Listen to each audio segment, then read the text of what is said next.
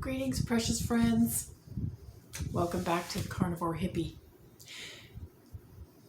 Today, I want to talk about hormones and emotions. You know, people think they understand the way emotions affect the way we eat. And I would suggest that most people don't really. I mean, I know I didn't until I did some investigation.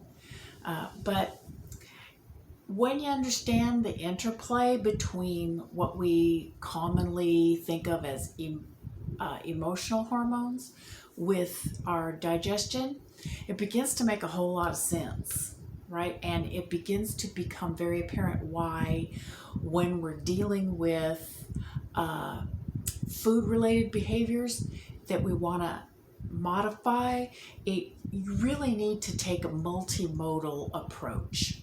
You can't just decide, well, I'm not going to eat that anymore. Very rarely does that work. So, and it really helps to understand how a lot of this stuff works and how these hormones interact with each other in your body. I hope you'll pardon me as I refer to my notes, because some of this is kind of complicated and I don't want to lose my place or forget to tell you something important. But there's 6 hormones that most people recognize as being the emotion hormones, right? 3 positive ones. There's 3 ones that are seen as more positive and the 3 that are seen as, more negative. And the positive ones are oxytocin, dopamine, and serotonin. And the 3 negative ones are generally cortisol, epinephrine, and norepinephrine. Right? Those are the epinephrine and norepinephrine are the fight or flight hormones, and the cortisol is the stress hormone. But all of these, and oxytocin is the love hormone, and dopamine is the pleasure hormone, and serotonin is the calm, relaxed hormone. But it's way more complicated than that. Mother Nature is really efficient, and all of the substances that we produce endogenously have multiple roles in the body, and even some of the substances that our body harvests from our diet most of them also have multiple roles. So it's never ever that simple. Okay, everybody, like for instance, everybody's afraid of cortisol. Want low cortisol. No, you don't really want low cortisol. What you want is normal baseline cortisol. You don't want elevated cortisol, but that doesn't mean you want low cortisol, because cortisol plays an important role actually in glucose and protein homeostasis. It actually helps prevent your insulin from coming out and mopping up too much of your blood glucose all of a sudden, right? If you don't have enough cortisol, you can have hypoglycemia attacks. You don't want that. Had a friend who had a hypoglycemic incident, and she passed out and hit her head and wound up in the hospital. That was bad. But anyway, she's fine now, praise the Lord. And it also plays a role in protein homeostasis. Keep transporting and causing your body to uptake protein and synthesize it into the structures of your body. So no, you don't want low cortisol. See, it's more complicated than you'd be led to believe by the terrible, misleading things you read commonly in the casual popular media. But anyway, I'm getting out of order, so let me just go back to this. So oxytocin, the love hormone, again, it's more complicated than that. We do know that it functions in as part of the regulation of the appetite and satiety loop. You have satiety, and then eventually that downregulates, and then you have appetite, and then eventually that ghrelin downregulates, and then you have satiety again. Leptin, ghrelin. It's in there with leptin and ghrelin. Okay, I can't explain to you exactly how it is, but it's oxytocin functions as part of the mediation and part of the up and down regulation of leptin and ghrelin. Okay, now something that I found out that was pretty interesting that I just learned is that there's some new research, and I'll link the studies that I found interesting in the show notes, that some researchers in Jordan actually found out that they did a study that found that people who suffer from metabolic syndrome tend to have lower levels of oxytocin than lean counterparts. And of course, this is very, very new research, so it's rudimentary, but it's very interesting. It suggests that oxytocin may also play a role in normal glucose metabolism. So that's very interesting. And also, so next on our good emotional hormones, we have dopamine. Okay, anybody who's struggled with food-related behaviors has some idea of that dopamine is a mixed blessing, right?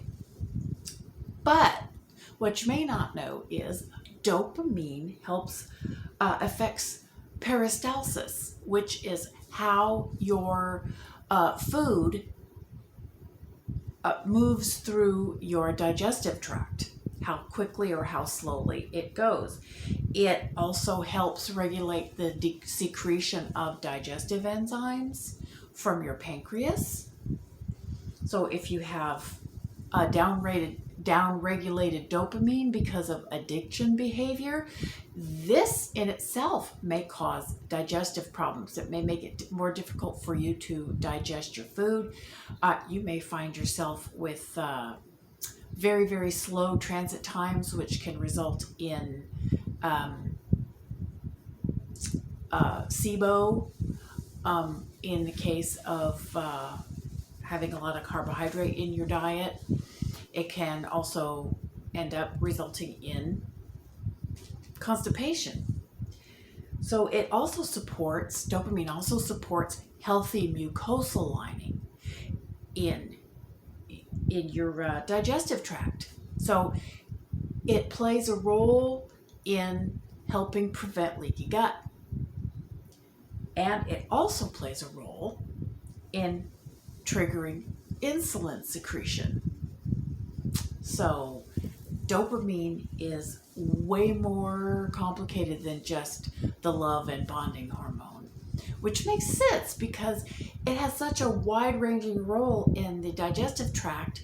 It creates a situation where the infant wants to feed, right? And infants grow so fast that all of this stuff that's going on, this bonding dopamine upregulation, that was oxytocin, but the pleasure that infants get from drinking milk, it's a little bit sweet, that creates a situation where the infant is driven to feed, okay? And then we have serotonin. Serotonin, actually, everybody thinks of it as the relaxed hormone, the anti-stress hormone. Again, it's way more complicated than that. It plays a role in bowel regulation. So if you're under stress and your cortisol has downregulated your serotonin, your bowels are going to be dysregulated. That's what stress-induced IBS, that's where that comes from. It actually regulates the triggering of nausea and vomiting in response to stress. That's why some people get stressed and they get nauseated, and then some people actually vomit. I've known people who had what they call test anxiety, will actually vomit before a test. And also in response to illness or just having eaten some bad food. And we also know that people who have low baseline levels of serotonin can suffer from constipation. And those who have high baseline levels of serotonin can have diarrhea. Interesting. So those are the three good ones. Okay, so they're not all good, as you have seen. And so now we have the three sad ones, the three negative emotion hormones, which actually aren't all bad. So we have cortisol. We talked about that. Everybody wants to have low cortisol, low cortisol. No, you want to have good baseline levels of cortisol so that you can have normal glucose and protein synthesis and transportation in your blood. Okay, we already talked about that. Now we have norepinephrine and adrenaline, which are the fight or flight hormones, right? More complicated than that yet again. So norepinephrine, good baseline levels of norepinephrine actually prevent your food from moving too quickly through your gastrointestinal tract, okay?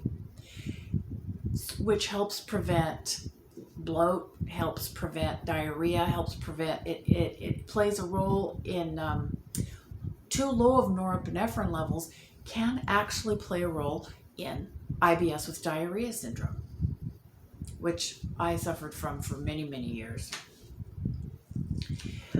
And interestingly, norepinephrine's immediate precursor is dopamine. So if you have downrated dopamine levels because you've been indulging in addictive food behaviors or other kinds of addictive behaviors, norepinephrine plays a role. Normal baseline levels of norepinephrine plays a role in normal wakefulness and alertness. That feeling of just being awake and alert and ready to cope. Not necessarily, but just normal alertness, right? So if you've got downregulated dopamine because of addictive behaviors, you could also have low baseline levels of norepinephrine, which makes you tired and sleepy and brain foggy, and which could trigger appetite for those foods that cause a dopamine surge. So you feel icky and yucky and slow, and so you crave that candy bar or that donut, and that gives you, and it's not only sugary, but it's very pleasant to eat, and it gives you that dopamine surge, and you get a little bit of, your body has a little bit more dopamine to translate into norepinephrine, and you feel better for a little bit. But that dopamine surge might end up further down regulating your dopamine response, which further down regulates your baseline levels of norepinephrine, and now you understand the vicious cycle. Okay. So norepinephrine also triggers appetite. So we want normal levels of dopamine. We want normal baseline levels of dopamine so that we can have normal baseline levels of norepinephrine. Okay? So now we understand this cycle a little bit better. And then we have adrenaline. Adrenaline functions as a part of normal glucose metabolism. Adrenaline helps prevent your insulin from at normal baseline levels. I must say, this is all at normal baseline levels. Adrenaline prevents your insulin from moving through your bloodstream and mopping up too much of the glucose at one time, helping prevent you from entering a hypoglycemic state. Okay? You don't want a hypoglycemic episode, right? That's bad. You can pass out. I had a friend who had a hypoglycemic episode, and she recovered from the hypoglycemic episode relatively quickly, but not until after she passed out and hit her head and wound up staying in the hospital with a concussion. Okay, so yeah, no, you don't want that. It's also a part of the normal pathway of the metabolism and transport of free fatty acids, which those of us who are trying to live a low carbohydrate lifestyle and become and maintain a fat dominant metabolism immediately understand why that's important. So, and on top of all of this, all of these up and down regulate each other. It's like a big giant square dance. One goes up and another goes down, and another goes up and a different one goes down. They up and down regulate each other, and they interact. So when you understand this, it becomes absolutely clear why it is that emotions affect our appetite and the way we want to eat and our digestion. Okay, and we have to understand this in order to really, really absorb and grasp the idea that we need a multimodal, as I said before, strategy if we want to significantly change eating patterns or behaviors around food. All right, now, having said that, I want to recommend if you are having struggles with behaviors around food that you would like to change and you're just getting stuck and you're not sure where to go from here, please check out the channel and the Facebook group of my coach, mentor, and friend, Pim Johnson. I will link her Facebook group and her YouTube channel in the show notes. Her methods have changed my life. She is one of the reasons directly responsible for why I am on here doing this, what I am doing now. All right, so please think about this stuff and please take action. Now that you understand, understanding is the first part of being able to make a difference for yourself and in your life. Okay, I love you all. I wish you peace, love, and meat, and I will talk to you again really, really soon. Bye.